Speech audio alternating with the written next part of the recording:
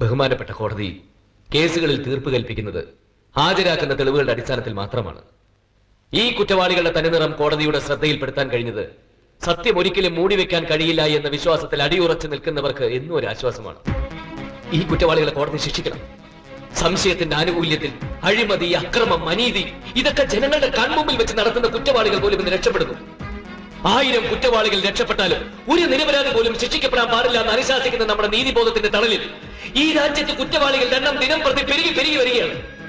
ഒരു ജനാധിപത്യ രാജ്യമായ ഇന്ത്യയിൽ സാധാരണക്കാരൻ പരമോന്നതമായ നീതിപീഠത്തിൽ അർപ്പിച്ചിരിക്കുന്ന വിശ്വാസത്തിന് കോട്ടം തട്ടാൻ പാടില്ല. നിയമവാഴ്ചയിലുള്ള വിശ്വാസത്തിൽ അവർക്ക് യാതൊരു സംശയവും തോന്നരുത്. ഈ കുറ്റവാളികൾ സാധാരണക്കാരെ കബളിപ്പിച്ചുകൊണ്ടേയിരിക്കുകയാണ്. നിയമത്തെ അവർ കളിയാക്കുന്നു, കോടതി അവർ കളിക്കളമാക്കുന്നു, സാധാരണക്കാരെ അവർ കളിപ്പാവളാക്കുന്നു. ഈ കളിയിലെ കളിക്കാരും കാഴ്ചക്കാരും അവർ മാത്രമാണ്. നിയമവാഴ്ചയെ കളിയാക്കുന്നവരുടെ ഈ കളിയോട് അവസാനിക്കണം. അതിനുവേണ്ടി ഒരു തീർപ്പ് കൽപ്പിക്കാൻ ബഹുമാനപ്പെട്ട കോടതിയോട് ഞാൻ വിനീതമായിട്ട് അഭ്യർത്ഥിക്കുകയാണ്.